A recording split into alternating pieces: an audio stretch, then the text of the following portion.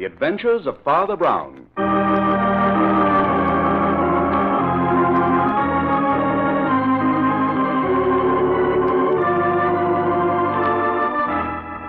And here he is, Father Brown, the best-loved detective of them all. Humanity produces optimists only because it has never produced a really happy man.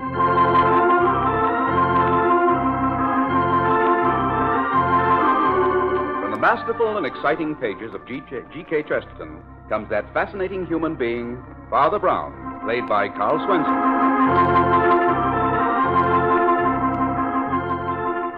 Underneath the modest exterior of Father Brown is the rich character of a generous, deeply human man with a sensitive and quick-witted mind. In addition to being a man of God, he is a man of the world, a man of science, and a brilliant amateur detective. And now, the three tools of death.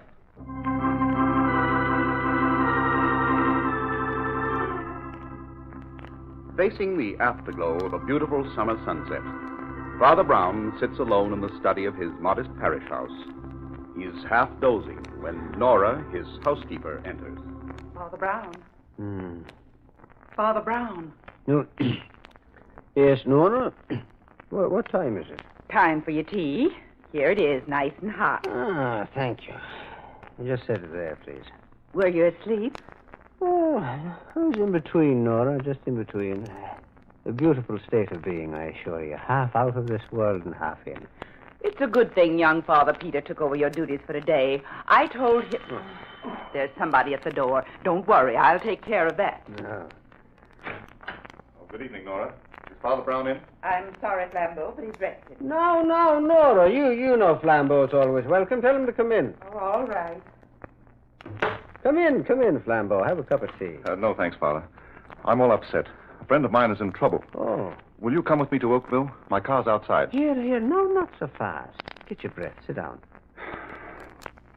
Father, you've heard of Aaron Armstrong, the philanthropist and lecturer? Oh, Armstrong.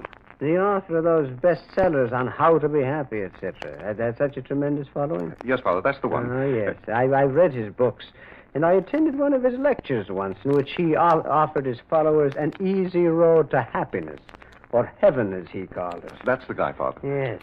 As I remember, he apparently based his teachings on one of the Proverbs of Solomon. A merry heart doeth good like medicine, but a broken spirit drieth the bones. Uh-huh. Yes.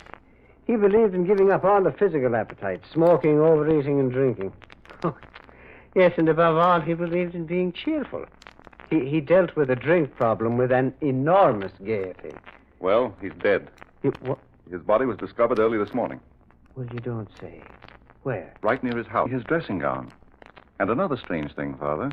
A small piece of rope was tied around one of his ankles. Was any weapon found? No, but it was apparent he'd been struck on the head by a huge instrument of some sort. Cuts and bruises on his body showed signs of a struggle. Well, who put you on the case? Oh, no one. The dead man's secretary, Robert Royce, Uh-huh. is an old friend of mine. I see. I called him as soon as I heard the news and offered him my services as private investigator. But he refused to see me. Well, that's strange. No, yet no. Not so strange if he were implicated. Who else is there beside Royce in the household? Just Armstrong's daughter. A very attractive girl, I hear, but completely dominated by her father's cheerfulness. Uh-huh. And there's also a gardener, I believe. And your friend Royce, what sort of man is he? Oh, he's a huge, genial sort of fellow. A Scotsman. Did he and Armstrong get along well together? Well, Royce was devoted to him. Ah, yes. Armstrong had many devoted followers. You know, he's always interested me, Flambeau. He puzzled me, in fact. Puzzled you? Yes. When first I heard him lecture, I remember thinking that he had a troublesome road ahead. I believe that somewhere in his life, you'll find the secret of his death. But, Father, according to the papers, he lived as he preached. Oh, yes, I know, Flambeau. The old fellow's optimism was phenomenal. But somehow I don't believe he found that easy road to heaven, as he called it. No? No. Neither have I. There is no shortcut to heaven, my friend. But who would want to kill such a man? Well, if ever I murdered somebody, I dare say it might well be an optimist of the proportions of old Armstrong. His optimism was so out of proportion. I've heard cheerfulness referred to as a virtue. Yeah, well, people like frequent laughter, but a permanent smile, Flambeau. Well, now that's something else again. As Shakespeare says, the devil hath power to assume a pleasing shape. Oh, Father, it's 6 o'clock. We're just in time for the news. Let's turn on the radio. That's a good idea. Perhaps there's something further on the case. Listen. Clear tonight and tomorrow somewhat cooler. Now we bring you a special bulletin just handed me on the Armstrong Yeah, case. turn it up, Flambeau. John Magnus, the gardener of the millionaire philanthropist, has been reported missing. Oh. Also, negotiable bonds of the dead man valued at $100,000. The police received this report only a short while ago and are now conducting a statewide search for the gardener. It is believed... Well, that seems to be the first real clue. Do you mind if I use the phone, Father? I'd like to talk to Royce again. Yeah. The call will cost you a nickel. Tax 2 cents. That's 7 cents.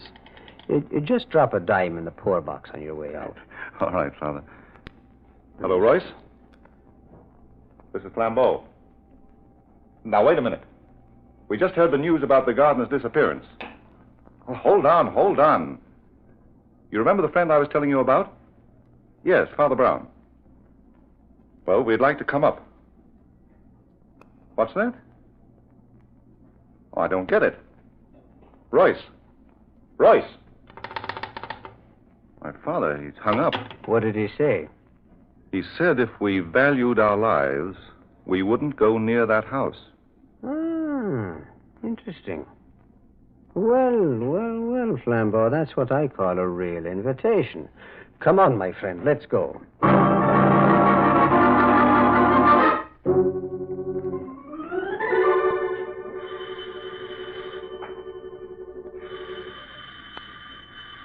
Well, I'm sure there's someone here, Father. Ring again, Flambeau. Here's someone now. Yes? What do you want? Oh, good evening, Royce. So it's you, Flambeau. I thought I warned you plain enough over the phone. You did. But look here, Royce. I don't understand It was plain English I spoke. I know, but you sounded like you were in trouble. Well, I'm not. Oh, come, man. Don't act as though we weren't friends. Oh, this is Father Brown. I gathered as much. Mr. Royce, I'm afraid I'm to blame for this visit. Well, it was good of you to come, Father, but I wish you'd both heeded my warning. Man, what kind of a friend would I have been if I had? I tell you, the police have already investigated. I know. I've talked with them. Perhaps we can help you, Mr. Royce. Help? In what way? Well, maybe we could tell better if you'd ask us in. Very well. You may come in. But you should have let sleeping dogs lie, Flambeau.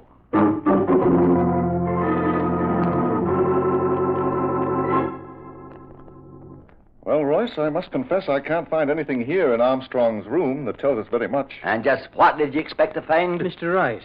Yes? What do you make of the gardener's disappearance? Magnus is a fool, maybe a thief, but he never killed Mr. Armstrong. I'm sure it was the deed of a madman. I see. My. Well, I would never have expected those to be there. Father, what are you looking at? That pair of socks over there thrown under the bureau. Oh, they should be in the bureau drawer. Here, I'll put them away. Wait. May I have a look at those bureau drawers, Mr. Royce? What for? Well, I'd just like to look. What are you searching for? And I'll take a peep at that closet, too, if you don't mind. Well, now that's funny. What, Father? Everything looked so neat when we came in. Mr. Armstrong was always very particular. Everything is in order on the surface. But underneath, things look different. What things? Well, in the closet, his socks are stuffed in the hangers with his suits. And in the bureau drawers, under those beautifully laid-out shirts... Yes? A whole lot of ginger spilled from a box. Why do you have to go on with this? The police went over the room very thoroughly. The room, perhaps. But they seem to have missed this piece of rope. Look here. I found it caught in the vine just below the ledge of the window. Well, it couldn't have been there this morning or the police would have found it. Well, I just saw the wind blow an end of it out from under the vine. Royce, maybe you can tell me how this piece of rope got there. What has that got to do with the case? You know perfectly well a piece of rope was tied around the leg of the dead man. That rope in your hand was left from fixing the windows. Well, now, I'm just wondering. Wondering what, Father? And let me take a look out of that window. Why? For a very good reason. The police haven't yet established why the dead man was found on the parkway. No, that isn't it. The window isn't high enough from the ground for him to have fallen, or been pushed, or to have jumped. Right. And not high enough for his body to have rolled down the embankment to the parkway. Mr. Rice, isn't there another floor to this house? There's only an attic. Robert? That's Miss Armstrong. She's been much upset since her father's death. Oh, yes, of course. You'll have to excuse me for a moment. Certainly.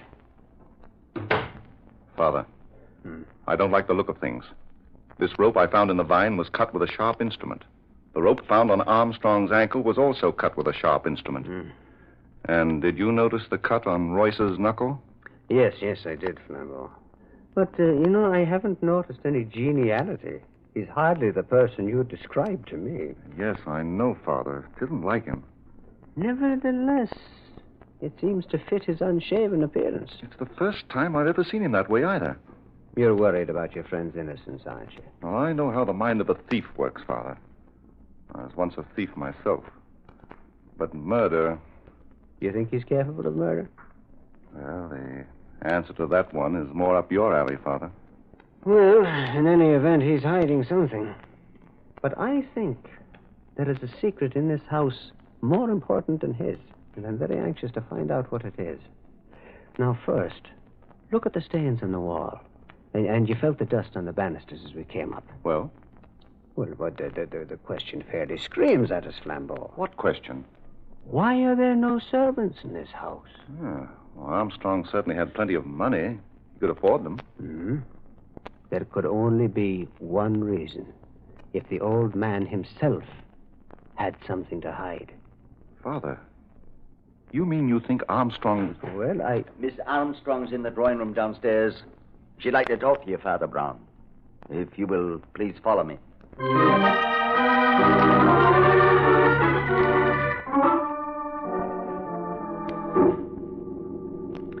Well, I hesitate to continue, Miss Armstrong. I know how badly you feel.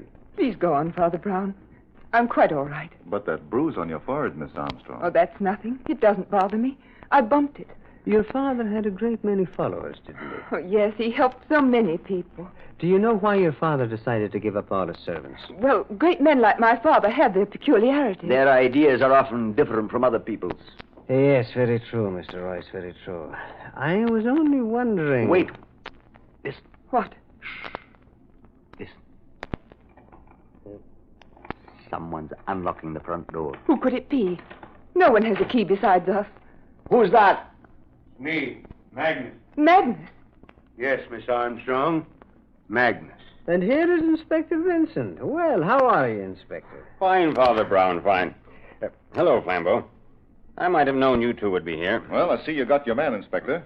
Is this the gardener who walked out of here with $100,000 worth of bonds? Walked out of here and right into my office to place them in my charge. Hello, Royce. Are you feeling better, Miss Armstrong? Yes, thank you, Inspector. Now, Magnus, perhaps you'd care to tell Miss Armstrong why you took those bonds without consulting her. No one in this household is to be trusted. Not even Miss Armstrong. Now, see here, Magnus. Just a minute, Royce. What I want to know, why did you wait so long before reporting this gardener's absence? We didn't think much of it, Inspector, until I noticed the bonds were gone, too. I was waiting for you to report it. Magnus has been telling me some very interesting things. A new angle on the case, Inspector? Well, it closes the case if Magnus is telling the truth. Inspector, what this man says is not to be taken seriously. He's not been himself. What makes you say that? Magnus used to be my father's personal valet, Inspector. But he was taken off that and put to work in the garden. He's been very upset. He thought it was quite a come-down. Upset, am I? Well, I like that.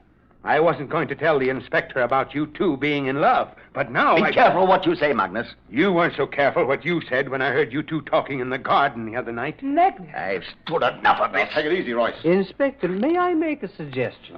Just a minute, Father Brown. Magnus, what are you getting at? About 4 nights ago it was. I heard them in the garden. He was begging her to marry him. They didn't know I was close by.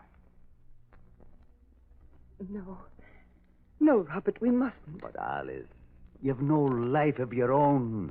Let's face your father now. Let's tell him how much we love each other. Oh, but Robert, we must wait. We really ought to. I know how important you are to his work, but what about us? Our life? We can't go on waiting forever. Oh, but Robert, it won't be forever. Oh, darling, you know I love you. You must be sure of that. I am sure, my dearest. Oh, if only I could get my hands on some money. What do you mean, Robert? I'd make you marry me then, Alice. Oh, Robert, I feel guilty even thinking of it. We mustn't, my darling. Not now.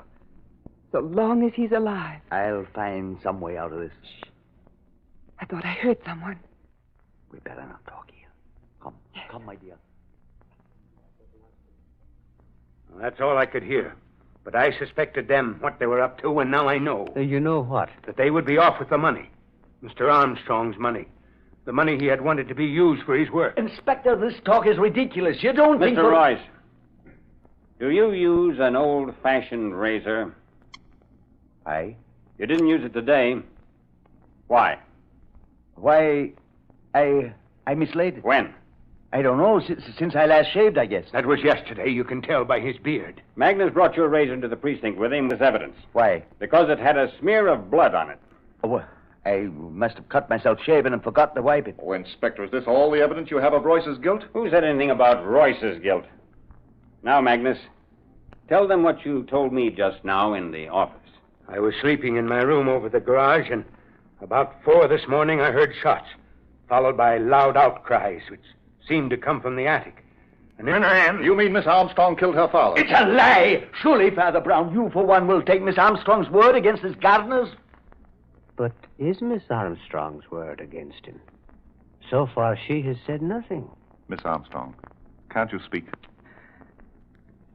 Magnus told the truth. There, you see? I'll get you for this. I'll get you. Here now. Oh, you'll not say things like that. I will, and I do. Let go, let go. None of that, Royce, or I'll arrest you for assault. No. You'll arrest me for murder. Robert! But, man, you've been Armstrong's best friend. What possessed you? I was drunk. Sure. Didn't I find those empty bottles hidden in the garden, piling up week after week? Sure. I knew what was going on here. Now, Magnus, you've told your story. Let Royce tell his. Maybe he was too drunk to remember. Miss Armstrong did not pick up the razor to attack, but to defend her father from me. In the scuffle, she hit her head against the eaves of the attic. I hurried down to get something to revive her, and it must have been then that Magnus came in and found her. Oh, Robert! All right, Royce. Come along. Wait, Inspector, before you arrest Royce. What is it now, Father Brown? Well, so far we've had opinions and confessions. But we haven't had facts. And we need facts. And where do you think we'll find them? In the attic. In the attic? Yes, Inspector. Perhaps by climbing a few steps nearer heaven, we can come closer to this evil.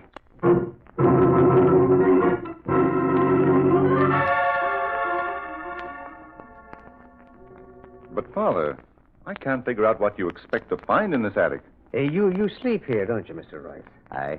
And Mr. Armstrong slept in the room immediately below this. Aye, but why all these questions? Well, now, in the first place, Mr. Royce, why did you bring your victim up here at the crack of dawn in order to kill him? Why didn't you go to his room? Well? I've confessed. Isn't that enough? Well, confession is good for the soul, that's granted. But, Inspector, you remember Magnus telling us he was awakened by shots? Yes. What about those shots, Inspector? Were any bullets found in Armstrong's body? Well, we investigated and didn't find a one. Wait. Here is my pistol. I fired those shots. You can see the holes in the carpet. Well, why should anybody fire at the carpet? A drunken man will let fly at anything. He doesn't pick a quarrel with his feet. And there's the rope. It was from my window here that Armstrong was thrown. And the piece of rope I found fell to the vines below. What about the blow on the head? According to our report, he was struck by a massive weapon. A massive weapon indeed, Inspector. Sure. The good green earth was the weapon. Okay, so the good green earth was the weapon. But look, this room was the beginning of the murder. Even I can see from the disorder. Come on, Royce. Let's go. But the disorder here is all on the surface. The very opposite of Armstrong's room. No. It doesn't fit. Too many inconsistencies. Father Brown, Royce has given himself up. No. Really, this won't do at all. What won't do? Well, first the police said no weapon was found at all. Now we're finding too many. Too many? Now, there's the razor to cut a person, the rope to strangle, the pistol to shoot, and after all this, Armstrong broke his skull falling out of a window. No. It won't do. It's not economical. Alice, they won't believe me. You tell them. Inspector, Yes, young lady. may I speak to Father Brown alone for a moment? If you must, but be quick. We can't wait around here all night. And now what is it, my child? What is it that you wish to say? You're trying to save Robert, but it's no use. I should have realized before this his case is hopeless. Before he came to us, he was a prisoner of war. He had some shocking experiences. Well, you think that was the reason for his drinking? Yes, he wasn't himself at times. We thought he was getting over it, but... Father, I saw Robert commit the crime myself. I heard the shots. I ran up just in time to see him leap at my father. Where was your father standing? He was clinging to the windowsill in terror. But the rope. Robert tried to strangle him with it. Father fought back, and the rope slipped from his shoulders to his feet, tightening around the leg. Robert was like a maniac. I snatched the razor from the floor and managed to cut the rope before he pushed me against the Miss eaves. Armstrong, what we see with our eyes is sometimes farthest from the truth. Now, you thought that you saw a man about to commit murder. What you actually saw was two men struggling, and then you lost consciousness. But Father Brown... I want you to go downstairs, my dear. I don't understand. Go on now, please. Do as I say. Very well. Thank you, my dear. Well, Father Brown, I've seen and heard enough to convince me. Unless you know something pretty startling, I'm taking Royce down and booking him. If you don't mind, Inspector, I'd like to talk to Royce a bit before you do. What about, Father? Where's Alice? She's out of earshot, Mr. Royce. So why don't you tell us about it now? Tell you about what? I see. Well, then I'll tell you, Inspector. Those 3 tools of death were not used to kill Armstrong, but to save him. Save him? Father, I don't get this. Save him from what? From himself. At the time old Armstrong died, he was a suicidal maniac. No, Royce, you weren't drinking. No? No, and you were the only one who knew what lurked behind old Armstrong's laughter. No. Yes, you knew that behind that merry mask was the mind of an atheist. No. A man who knew nothing of God. He didn't realize until it was too late that human beings need something to worship greater than themselves. I warned Flambeau not to bring you here, Father. I was afraid it might come to this. Well, man, what harm is there in the truth now? Alice must never know. Why?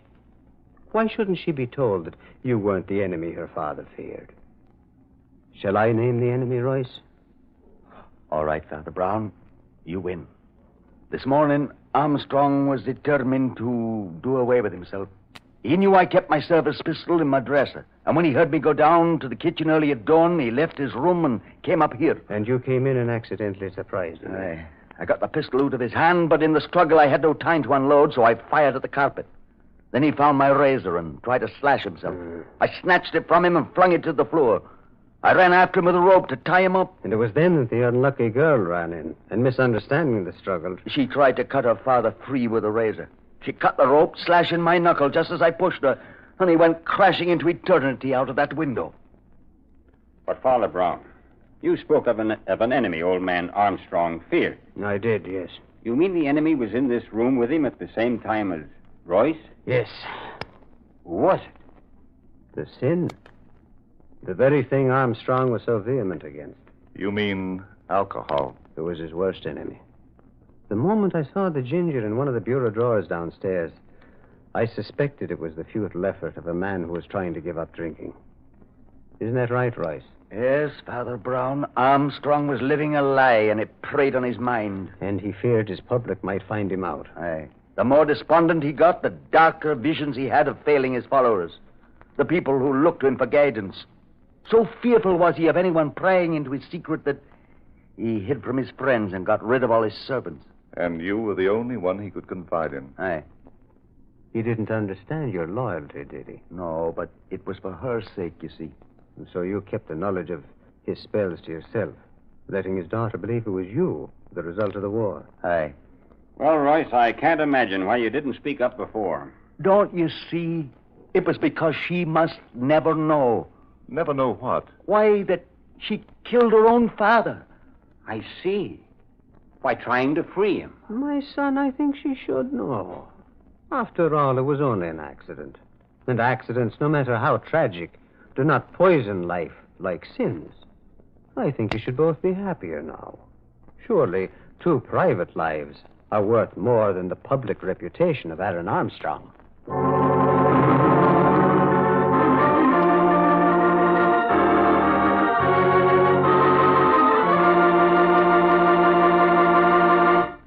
Well, Father, at last you're back. Yes, we were worried. Hello, Nora. Hello, Peter. Have you had dinner?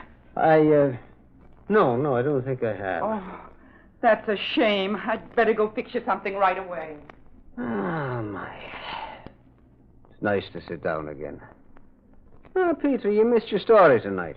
I'm sorry. Father, I heard tonight's story. Many versions of it. You did? How? From the news commentators over the radio. Oh. They've been reading bulletins on it every half hour or so. I see. Tell me, Father, what made you suspect Royce wasn't guilty? Well, looking into the hidden places of his attic room convinced me of Royce's innate neatness, Peter. I don't quite see. Well, I knew that no one as orderly as Royce could commit such a murder. The whole thing was too sloppy. I mean, the 3 tools of death. But how did you discover that Armstrong was a suicide? Well, the same method, but in reverse. I'm afraid my methods are not orthodox, Peter. I'm no real detective. To me, a man's inner nature must be revealed first. Armstrong's habits revealed his nature just as Royce's did. They justified certain suspicions I had when Flambeau told me of his death. What do you mean? Well, Armstrong's erratic character was clear to me when I looked into his bureau drawers. See, there I saw the compartments of his mind. The neatness mixed with the disorder which his friend Royce had tried to cover up. The litter reflecting the mind of the depressed. Surely you had something more than that to prove he was a suicide. Well, yes, Peter, I had myself. Yourself? Yes. I dare say that I would feel as Armstrong did if I had ever preached an easy road to happiness and then had slipped into a ditch by the side of the road. Yes, Father, I see. Yes. Well, now, good night, Father Peter. Good night, Father Brown.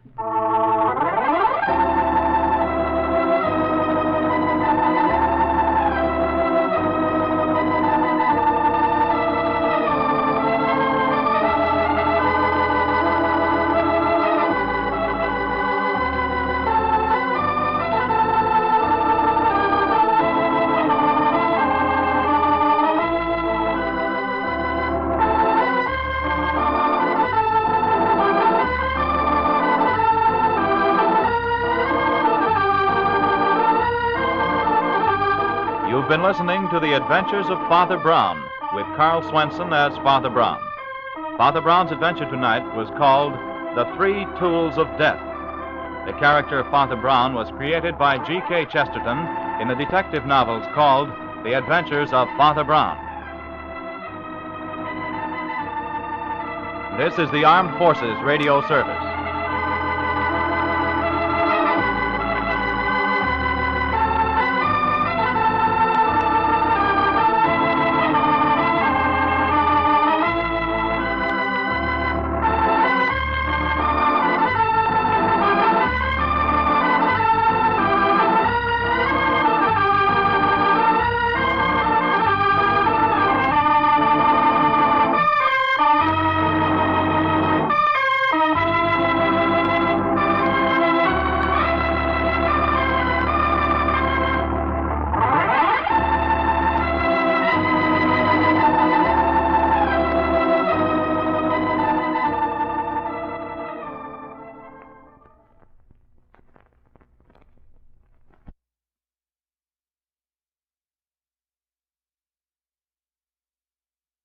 At this time, we present Piano Playhouse.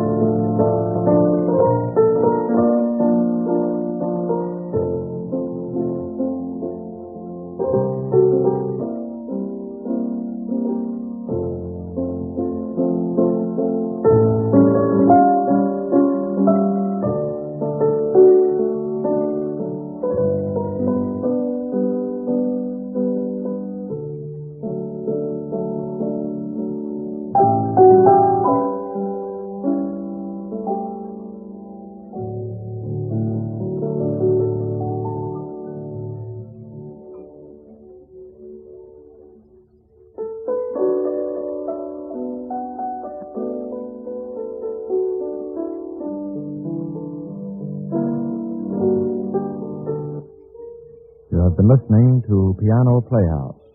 This is the Blue Network of the American Broadcasting Company.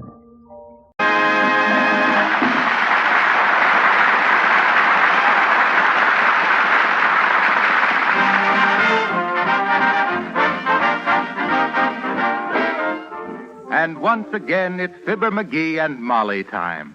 Fibber McGee and Molly. The dramatic story of a woman with her faith in a man. Oh, sure. And a man with his faith in a newspaper. Will something exciting, unusual, or momentous take place in the little frame house at 79 Wistful Vista tonight? Or is that expecting too much? Yes, I guess it's expecting too much. Anyway, here they are, Fibber McGee and Molly.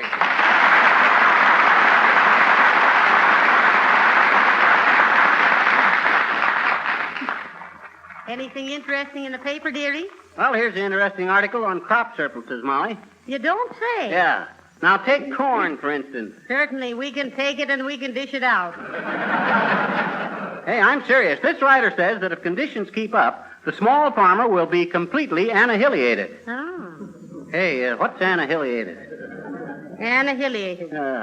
Why, that means, when a farmer, now, for instance... Where's the dictionary? It's probably in the closet with the rest of your stuff. Give me your key and I'll get it for you. Oh, no, you don't. You lay off the stuff in that closet. I got all my stuff arranged in there just the way I want it. Now, don't be silly. Give me the key. Okay. Now, let's see. Which one of these is it belongs to? Heavenly day. Why do you carry all those keys? Does it make you feel important or something? What do you mean, important? Every one of them keys is necessary. What's that little key there for? Well, that's a padlock key. What padlock? Oh, for the backyard gate we used to have in Peoria.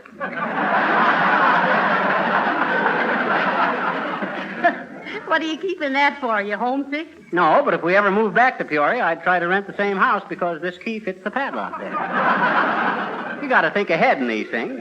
And you see this key here? Looks like the key to a can of salmon. No, sardines. I use that to clean my pipe with. Oh, I see. Now, let's see. Which one of these keys is the closet door keys? Hey, maybe we better see if the closet is locked. Let me take a look. Oh, it's locked all right. You don't think I'd leave all my personal defects laying around for any prowler to get his hands on?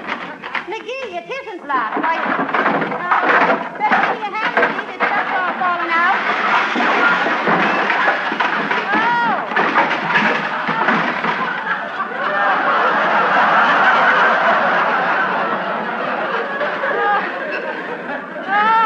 McGee, I'm buried alive. Get this junk off of me. All right, but Dad Rabbit, you might have been more careful with... Help! There's funny little insects all over me. Brush them off, quick. Oh, calm yourself. Them are my trout flies. Doggone it, Molly. Why did you have to go and mess up? Oh, dear. Come in. Fibber McGee and Molly? Yes. Tell me, with all these radio shows being changed, is it true that you're going to cut your program down to a half hour? What do you mean, cut it down? It's only a half hour now. What? Boy, it sure seems like an hour. Well, as the guy says when he fell off of the horse and heard something bust, that sounded to me like a rib.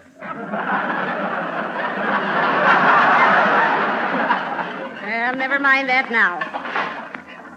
Oh, dear, look at all this junk that fell out of that closet. Don't worry, I'll put it back, Molly. No, you won't. Huh? We're going to go through that pile of whatnots and throw everything out we don't need. Oh, yeah? Well, I've been through this stuff 100 times, and there ain't a thing of it that I can spare. Oh, there isn't? No. What's this old rusty horseshoe for? Well, I found that in 1911. As soon as I find 3 more, we can pitch horseshoes in the backyard. I see. You expect to find 3 more, You huh? betcha. You don't think the automobile is here to stay, eh? Won't be if we don't catch up with the payments. Hi, mister. Oh, hello there, little girl. What you want? You remember that job you promised me to take care of your baby, only you didn't have one, so I was going to bring my little brother over and take care of him, remember? Do you? Yes, sure, I remember, but Well, the deal is off, see? What you mean the deal is off? In the first place, there wasn't any deal, and in the second... My mommy had to take my little brother to the doctor today, so I can't bring him over. Oh, that's too bad. What's the matter with your little brother? Anything serious? My mama thinks so. Oh. She thinks so, huh? She thinks so. I had to clear my throat. She thinks he swallowed a dime. Swallowed a dime? Well, say, that is serious. Oh, no, it isn't. Oh, yes, it is. Oh, no, it isn't. Oh, yes, it is. Oh, he didn't swallow a dime, I bet you. Huh? It was only 8 cents. Only 8 cents. How do you know? Well, we were playing slot machine, and I fed him to him.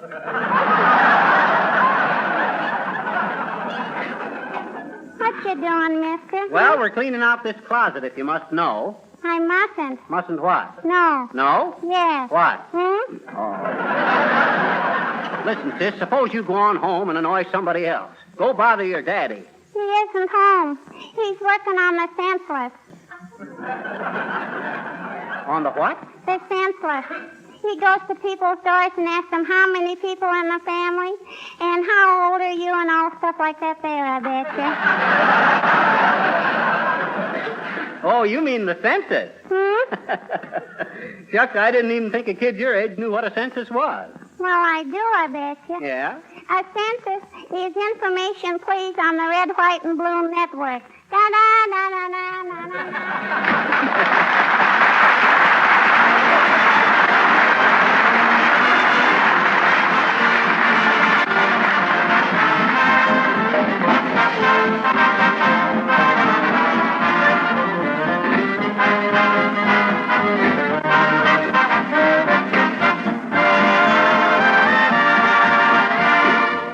While we're waiting for Fibber and Molly to return, I'd like your attention for just a minute.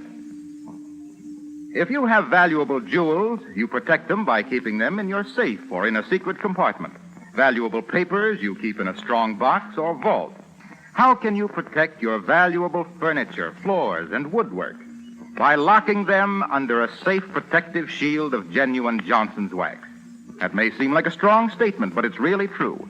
When you apply a coat of Johnson's wax, you are completely covering the surface with an invisible yet very tough shield of real wax. This wax guards the floors and furniture surfaces against wear and against dirt and moisture. From time to time, you renew the coating of Johnson's wax, and your floors and furniture are given permanent protection. What is equally important, they have that rich, wax-polished glow that good housekeepers cherish. If your home is not wax-protected and wax-beautified, order genuine Johnson's Wax, paste or liquid, tomorrow.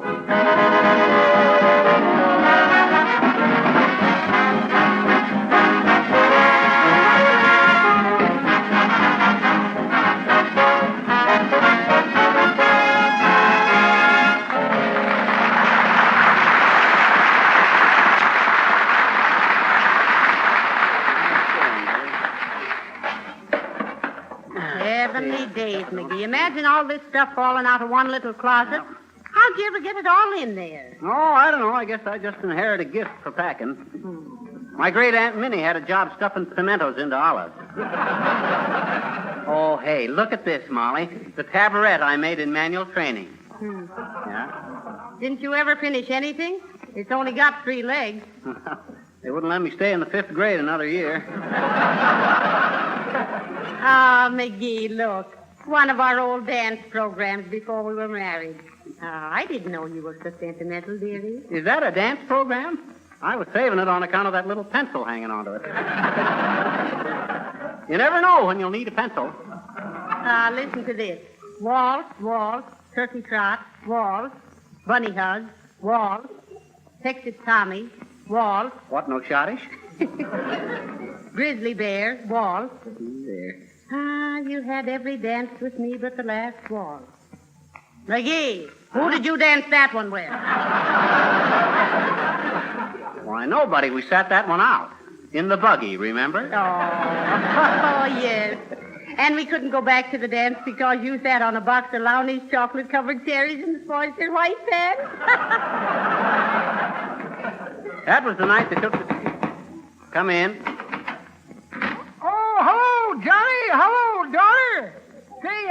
for a nice room in the neighborhood. Got one to rent?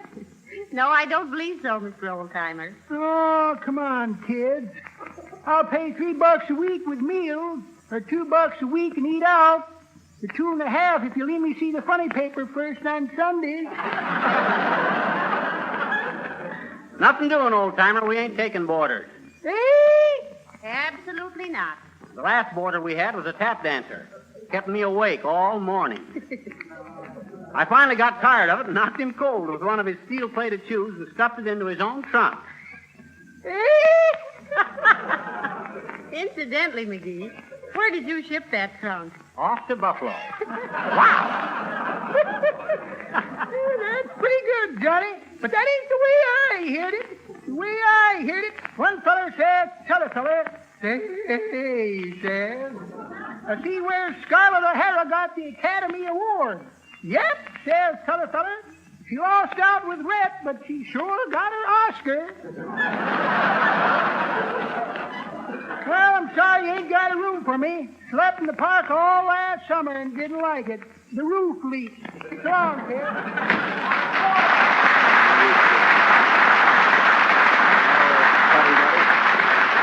I'm getting a little tired of all them Gone with the Wind gags. Yeah. I don't know how a picture about the bluegrass country could produce so many bum plugs. Well, never mind that, McGee. Isn't there any of this junk we can throw away now? Well, now, let me see, Molly. How about this old photograph album here? I should say not. That's got all our family pictures in it. Oh, dear. Who's this funny-looking man with the walrus mustache, McGee? Oh, that's my great Uncle Roscoe. We were pretty proud of Uncle Roscoe. He was the first white child in the county to be blackballed by the Elks. Here's one of me Aunt Ad and Aunt Carrie. They both had big families. Yeah, how many kids do they have, anyway? 10 between them. Ad 6 and Carrie 4. McGee, now, what are you going... Well, hello there, folks. I was just going by and I thought Well, what goes on here? Have you been buying out an antique store? Hi, Harlow. This is just a lot of stuff McGee's been hoarding in the closet, Mr. Wilcox. Isn't it wonderful how much you can pack into so little space? Uh-oh. For instance, you only give me about 6 lines to tell how Johnson's Glow Coat saves hours of house cleaning because it beautifies and protects linoleum with absolutely no rubbing or buffing. Wonderful. But in those 6 lines, I think I can get the idea across pretty well that a self-polishing preparation like Glow Coat is the very essence of good housekeeping. Boy. It's so easy to use that it's easy to tell about. Ain't he marvelous, folks? That guy has dedicated his whole life to Johnson's Glow Coat. What do you mean, Fibber? Harlow, they tell me that way back when you were in college, they wanted you to stroke the crew. And you said, no. No stroking, no rubbing, and no buffing. Even for dear old University of Southeastern Nebraska. Is that true, Mr. Wilcox? No, I wasn't a crew man. I went out for ROTC. Oh, Reserve Officers Training Corps? No, revolutionizing old-time cleaning. Well, so long, folks.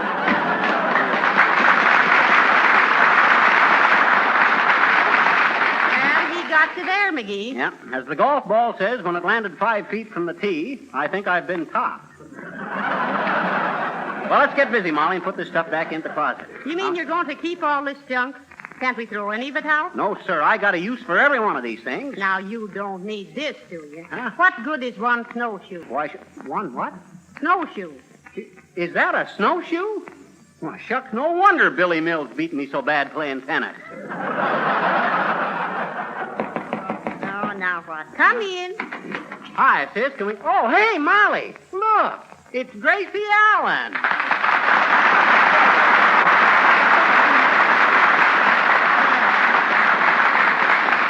Well, hello, Gracie. Won't you come in? Oh, no, thank you, Molly. And I wouldn't have dropped in if I'd known you were entertaining. Oh, we ain't entertaining. Oh, you are, too. I think you're very entertaining. Oh. Now, you say something nice about Georgie and me. Oh. T.L. Yeah. Well, I heard, Gracie, that the difference between our shows is that yours is always in the middle of the week and ours is always week in the middle. Oh. Gracie, what's this I hear about you running for president of the United States? Oh, there's nothing to it. Oh, you mean you're not running for president, huh? Oh, I mean I'll be elected. There's nothing to it. Oh, yeah? Well, I ain't one to indulge in no idle gossip, Gracie. But I've heard whispers about Dewey and Hull and Garner and Taft being in the White House next year. But I suppose they're just rumors. They are not. I'll be running in the White House, and I'm not going to take in any rumors. What's your party, Gracie? Oh, well, it's my own party, the surprise party. Oh, what an adorable name, dearie. Oh, I'm so glad you like it. Well, you can count on our votes, Gracie. I always said there should be a woman in the White House. How about Mrs. Roosevelt? She's never in the White House.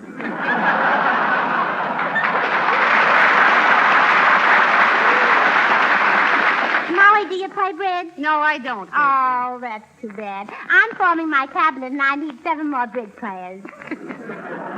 How big a cabinet you going to have? Just 2 tables. You need a good pool player? Well, no, I'm having the pool table taken out. The 8 ball gets in front of too many people. By the way, Gracie, when do you expect to move into the White House? January 1st. January 1st? You ain't going to be inaugurated on New Year's Eve, are you? Well, I may not be inaugurated, but I'll be feeling pretty good. Well, I guess I'll be running along now. Well, I'm glad you dropped in, Gracie. You think you can handle your campaign all right? Oh, yes, I can handle my campaign, though the bubbles always tickle my nose a little bit. Well, thank you both, and don't forget my slogan, Face the White House with Gracie. Good night.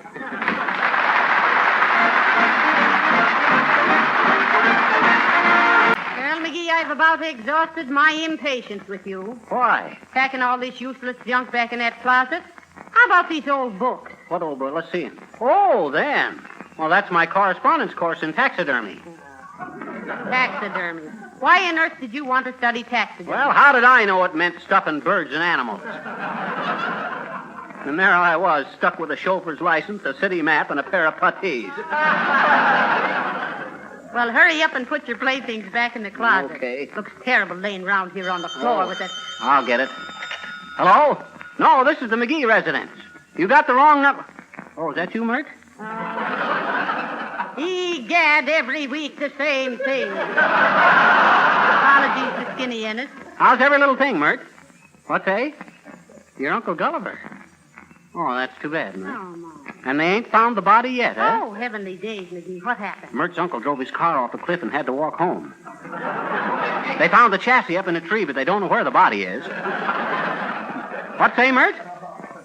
Oh, that's okay, Mert. Everybody has the wrong number now and then, except Irving Berlin. Well, now, let's see. McGee, why are you saving this long stick of bamboo? Why, Molly, that's got a very definite purpose.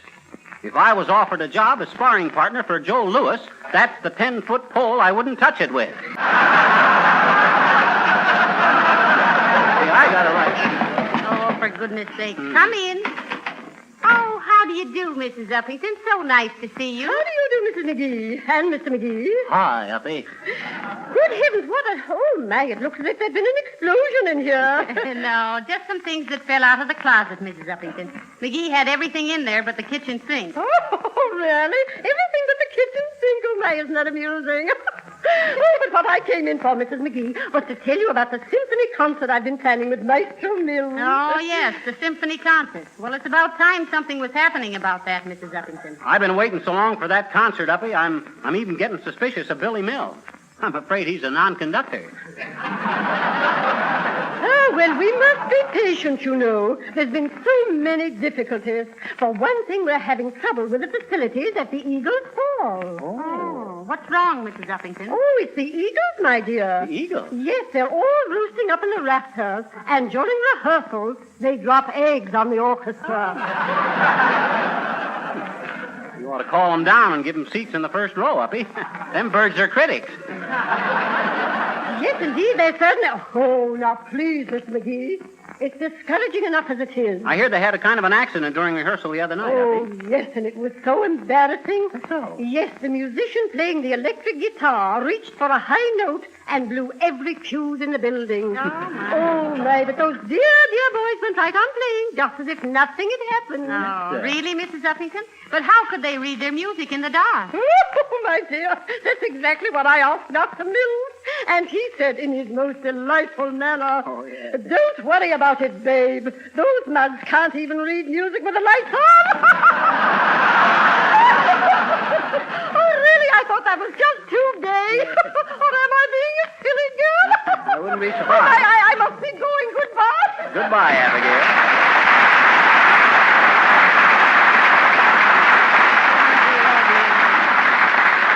Isn't she ridiculous, McGee? All the time she's back in that symphony orchestra, she's dreaming about Billy Mills. Well, that's always been a pretty romantic spot, down by the old Mills Dream. Don't you get it, Molly? I said down by the... Ain't funny, McGee. Oh, well.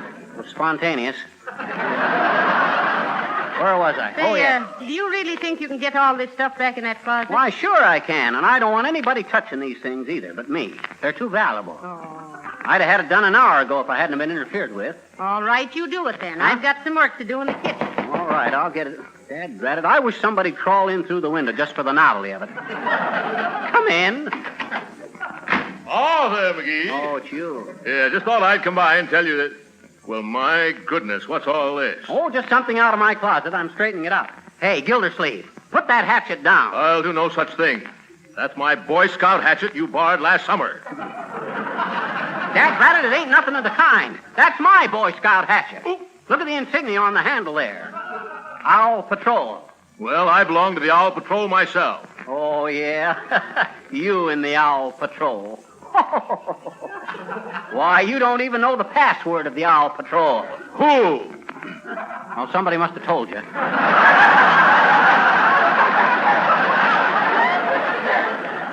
Listen here, Gildersleeve, I bet you don't know a thing about scouting. I do, too. I was an Eagle Scout with 26 merit badges. Go on. Can you tie a sheep shank? Can you imitate the mating cry of the chimney swallow? Can you tell which way is north when you're lost in the woods? Certainly. How? I face south and then turn around quick. Look, Gildersleeve, if you're really a scout, you can do your daily good turn by scramming out of here and letting me finish putting this stuff back in the closet. Well, all right, McGee. You're sure that isn't my hatchet? On my word of honor as a member of the Owl Patrol, Gildersleeve. Well, all right, McGee. I'll see you later. Okay. Say. Huh? Give me the password again, will you? Who? Oh,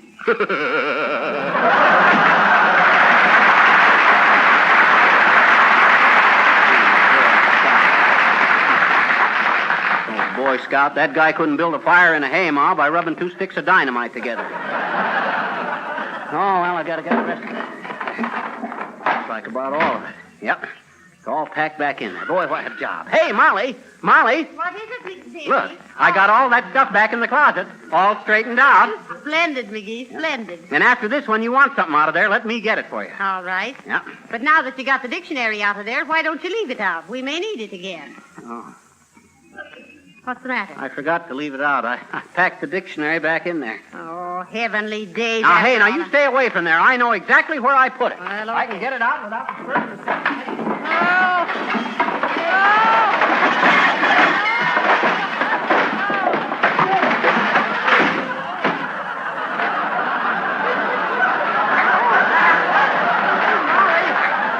Molly? Yes? I found the dictionary. How do you spell annihilated?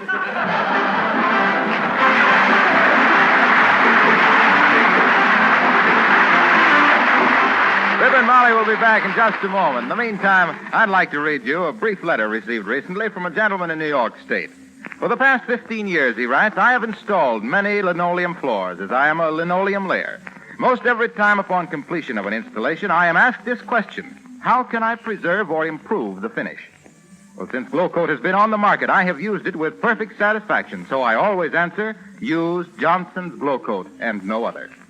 Well, now, coming from a man who knows his linoleum, that is a pretty sound recommendation. Glow Coat does preserve and improve linoleum, whether it's new or old. It makes linoleum last longer, makes it easy to keep clean, brings out the colors. And remember, there's no rubbing or buffing with Glow Coat, because it's self-polishing. You simply apply and let dry. In 20 minutes, your floor is sparkling with new beauty. Try Johnson's self-polishing Glow Coat on your floors. Order a can tomorrow.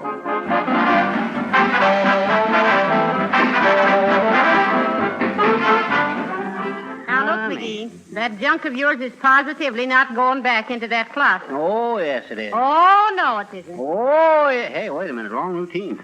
Well, all right, then. But if it does go back in there, I'll arrange it myself. Now, you keep your hands off it this time. You going to do it all by yourself? I am. Fine. As the fat lady says when she took off her corset, that lets me out. McGee. Good night. Good night, all.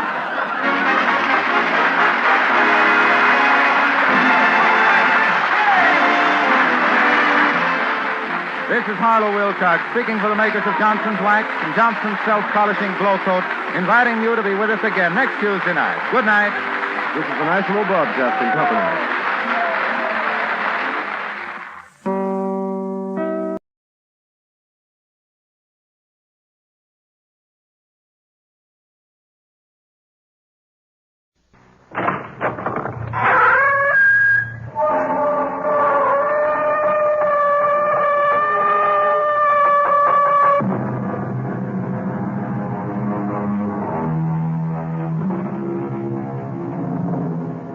Come in. Welcome. I am E.G. Marshall. Welcome to the sound of suspense, to the fear you can hear. What do you think about witches? Not the bony hags and atrocious crones of Shakespeare and legend, or the poor unfortunates of Salem, but witches who are young, witches who are beautiful, witches who even fall in love. Excuse me. Who let you in here? Well, I hope I'm not disturbing you. I'm only trying to make a deadline. Well, if you're in the news business, I've got something for you. It better be good. I'm going to have to kill my wife. That won't be news till you do it. I know. I want you to know why. Okay. Why? Because she's a witch.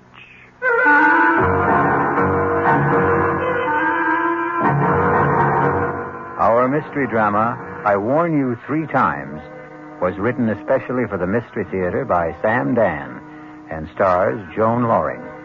I'll be back shortly with Act 1.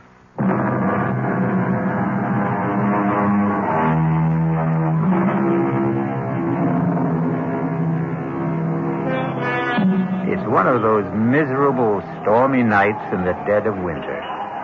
A thick, clinging, wet snow seems determined to smother the entire earth and everyone on it. You'd think that most people would choose the cheerful indoors, a warming fire, a relaxing drink, a comfortable bed. That's the problem with most people. You can't figure them. For instance, consider that line of cars crawling down Main Street, bumper to bumper, skidding, sliding. Where is everybody headed on a night like this? Have we become a race of lemmings? Do we follow some mysterious, unconscious drive? An interesting speculation, but we won't pursue it. We'd better consider the traffic, which has come to a complete standstill. A car seems to be stuck at the intersection. Let's go, sister. That light's green. Oh, officer. Well, what are you waiting for, lady? My husband. Your husband? The light was red, and he said he wanted to step out and clean off the rear window. Hey, mister. You finished back there? He just stepped out. It was a moment ago. Tom? Well, maybe he slipped in the snow. Tom, are you all right? Lady, there ain't nobody around the back. But he just went out. Yeah, to clean the rear window. That's what you said. But what could have happened? Just sit there a minute, lady. Hey,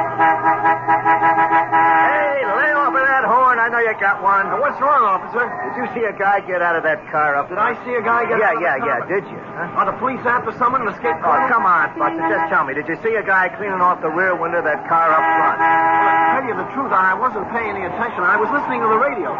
Now, there could have been somebody, but then again, I couldn't say there was. It's not that I'm not trying to get involved, officer. I'm a citizen. I know my duty, but... Yeah. Well, thank you. Officer, where is my husband? He was just there. Lady, he disappeared. How could he disappear? I don't know. I do know he ain't here. What am I going to do? Well, you can't keep blocking traffic, lady. You got to move on. Where? Well, it beats me. But you must find him. Look, you got troubles with your husband, that's your problem. But when you hold up traffic, that's my problem. Will you feed her a little gas, please? Come on, let's go. But I can't. Lady, you got to go somewhere. I can't go anywhere. I don't know how to drive.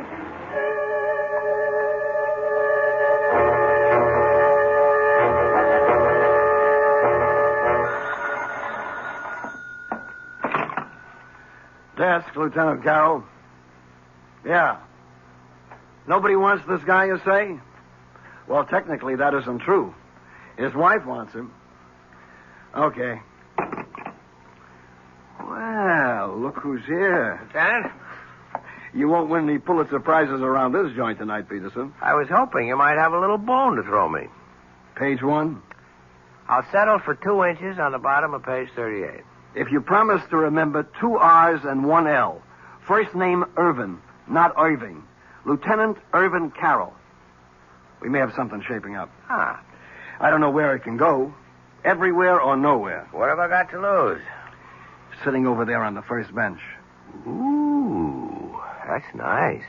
And married. Well, you win, you lose. A very, very weird story. Tell me about it. No. Let her tell you about it. Why don't you ask her? Excuse me. Oh. My name is Fred Peterson. I'm a reporter for the Union Messenger. Oh, no, I don't want to talk to a reporter. Why not? Because Because you're afraid? Why? Could you put Tom's picture in the paper? Well, that depends. Has Tom done anything? He's disappeared. Well, we'd need the how, the when, the where. The when? About an hour ago. Where? On Route 986 at Main Street. How? I don't know. You see, we were driving south. It was snowing hard, and he said, I can't see out the rear window. The light was red. He stepped outside to wipe it off. He didn't come back. Where did he go? I don't know. Well, where could he go? I don't know. In that snow. And there's nothing around there? Could you give me a why? I can't imagine. I don't know what to do. I sit here waiting. Look, my name is Hetty Parsons. Tom and I, we've been married 5 years. We don't have any problems. I mean, we're very happy. If you print his picture in the story, maybe someone will see it who can help us. Excuse me a minute. Well? Yeah, I think I'll run with it. I don't blame you. I was always partial to girls with honey-colored hair and baby blue eyes. Ah, so you noticed, too. Have you run a check on her husband, Tom Parsons? Well, he's not one of the known bad boys. No record at all. And what did she say he did? He's an accountant. He has his own business in the Barstow building. You looked him up in the phone book? Checks out. They were headed south, huh? That's what she says. If it was a trip, there should have been bags. There were. His and hers? His and hers. How does it look? What do you want from me? I don't solve crimes. I sit here behind the desk. Come on, Lieutenant. Now, this is one for you, Fred. How could a guy disappear just like that? And in that storm. There's no place to go. He could have had a car following in back of them. A friend was driving it, maybe? Well, he had to go somewhere. But why? Right now, we're treating it as missing persons. It's all we can do. He's not wanted for anything. He's a legitimate citizen, as far as we know. He hasn't even done anything to her. At worst, he left her in a car. He hasn't even deserted her. Yet. Who was driving? He was. She can't. Well, that's abandoning her, isn't it? No. At best, we'd have him for abandoning the car. Yeah. Yeah, excuse me a minute. Listen, Mrs. Parsons. Yes. Why don't you go home? I've got my car outside. Oh, no. I want to be here in case they find Tom. They'll let you know if they find him. No, I don't want to be home alone tonight. I just want to stay here. But it may be hours. It may be even days. Don't say that. I'm sorry. I'm just so jumpy and so nervous. I can't believe what's happened to me. Well, if you're going to sit here, you should have some coffee and a sandwich. Oh, I couldn't think of food. I'll be right back.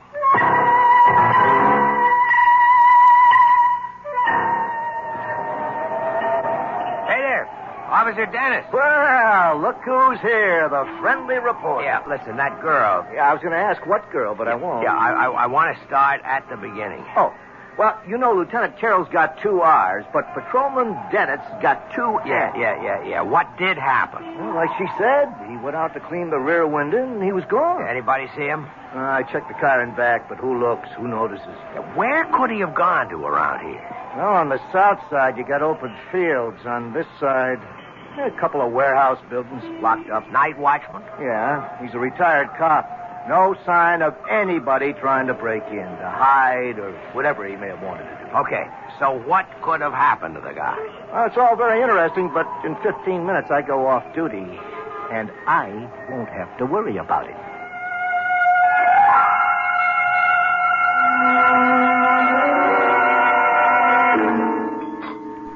Oh, thanks. I didn't think I could touch a thing, but I must have been starving. Has there been any word? Yeah, you'll hear the minute they know. Now listen, Hetty, I can help you, but you have to help me. I'll do whatever I can. We have two basic roads to explore. One, somebody was out to get your husband. Oh, no. No. Tom is the mildest, sweetest, most obliging guy on earth. He has absolutely no enemies. That you know about. Tom and I have no secrets from each other. Everybody has at least one enemy. Tom is incapable of hurting anyone in any way. He sounds too good to be true. If he does have a problem, that's it. All right. The second road to explore. He wasn't pushed, he jumped. What does that mean? It means he walked out on you. Oh, it's inconceivable. Why? I've had a liberal education tonight, Mr. Peterson. Call me Fred. No, not yet, or maybe never. I've been introduced to a new world. I've been thrown in with people who basically don't believe in anyone, don't trust anyone, and perhaps they have good cause. Perhaps that's how life is in their world. Perhaps their world is the real world, but it isn't my world. May I ask, do you come from another world? It's entirely possible. I won't call you Fred unless and until we become friends. But that's just a little thing. The policeman who brought me here is a confirmed cynic. So is the lieutenant. And so are you. I must plead guilty as charged. All of you proposed two basic hypotheses. A, my husband was ambushed by enemies. B, my husband abandoned me. You can't conceive of people who... they simply don't make or have enemies. You can't conceive of people who are completely in love. I'm not a fool, Mr. Peterson. I read these attitudes. What a wonderful world you live in, Mrs. Parsons. I hope you can stay there always. We're so dependent on each other, Tom and I. We need each other. We're so complete together. But we still have the basic fact of his disappearance. Yes, but all you can see are two alternatives. There is a third, you know. Really? Perhaps he was taken ill suddenly and he just wandered off. Oh, maybe I should go back there. I've already been back there. There's no place he could have wandered off to. Tell me, does he have a history of any sort of illness, amnesia, anything like that? No, nothing like that. Well, then, where are we? Nowhere. Perhaps you are nowhere, Mr. Peterson. Okay, tell me where you are. I have faith. I believe Tom will be found, or he will find himself, and he will have an absolutely reasonable and rational explanation. I hope so. Hetty! Oh! Hetty! Tom! Oh, Tom, darling. Tom, what happened to you? I was so scared. Oh, darling, you're all right? Hetty, are you all right? Yes. I don't understand. I happened to tune in the news, and there it was. Tom Parsons, accountant, with offices in the Barstow building, had disappeared under mysterious circumstances. Tom, I was so worried. Mr. Parsons was driving with his wife. He stepped out of the car to clean off the rear window, and... Hetty, what did you tell them? I wasn't in the car with you. I was at home. Well, here we have the story of two people who love each other deeply, who trust each other completely. It sounds like the Garden of Eden. But we all know what happened back there in the traffic and the snow. We shall return shortly with Act Two.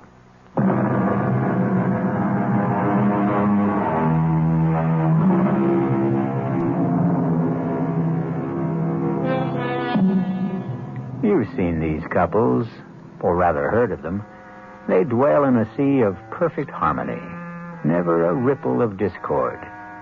But when they do have a disagreement, well, it's a beaut.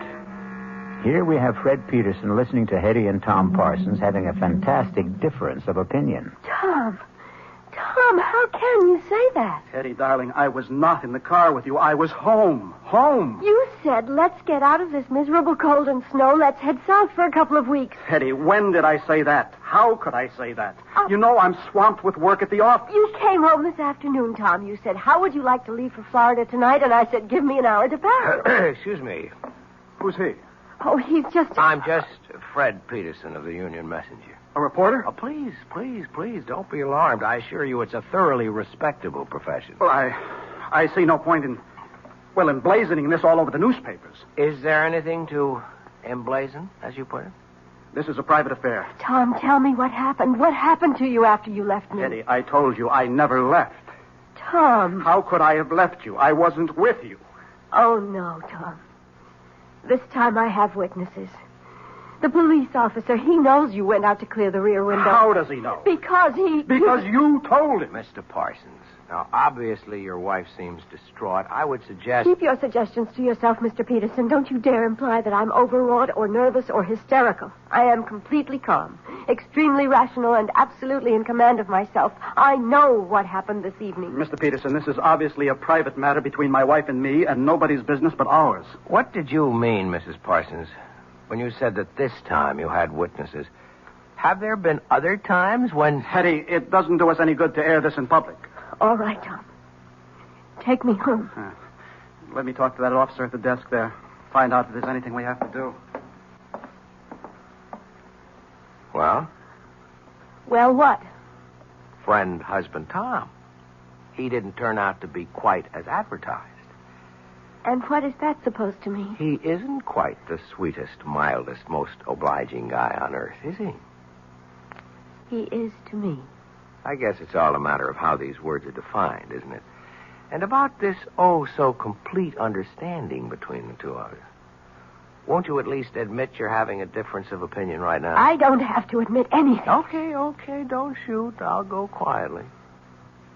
Are you sure you really want me to go? Please. Regardless of what you say to me. You are in trouble. No, don't deny it. Well, what if I am? I'd like to help you. Why? Because... Would you want to help me if I were middle-aged and fat and sloppy and ugly? It isn't 10 minutes ago. You accused me of living in a world where no one trusted the next fellow or believed in him. You accused me of being a confirmed cynic. Is it possible you don't remember what you say from 1 minute to the next? I'm sorry. Don't be. There's a great deal to what you said. You're kind, but no one can help me. I could try. And no one should try either. Why not? It's too dangerous. That was the wrong thing to say to me. I'm warning you. You're only getting me in deeper. Please, For Fred. openers, my business is to take chances and get myself into... Hey, you know what happened? What? You called me Fred. Oh, I'm sorry. I shouldn't have. But you did. And that means we're friends. Look, I only want... You're the one who set up the ground rules for this thing. First names are for friends only. Please, forget what happened here tonight. I warn you. You've already warned me twice. It won't work. I can only warn you 3 times. Do you mean you keep score? Please don't joke, Fred. You keep saying the wrong word, or I should say the wrong name. The wrong name is Fred. You can't call me Fred and expect me to forget everything. I warn you. I warn you for the 3rd time. Forget all about tonight for your own sake, for your own safety. And after saying all that, you still expect me to forget about it. Tell my husband I'll wait for him outside in the car. Wait a minute, Hetty. I warned you, Fred. I warned you 3 times. Now, goodbye. Where's my wife? She said she'd meet you in the car. Mr. Peterson, if I were you, I'd forget everything that happened tonight. Is that a threat? No. A warning. That's all I've been getting around here, warnings. Well, for your own good, take them seriously. And if I don't? You'll regret it for the rest of your life, which may not be a long one. You still insist that you're not threatening me? I'm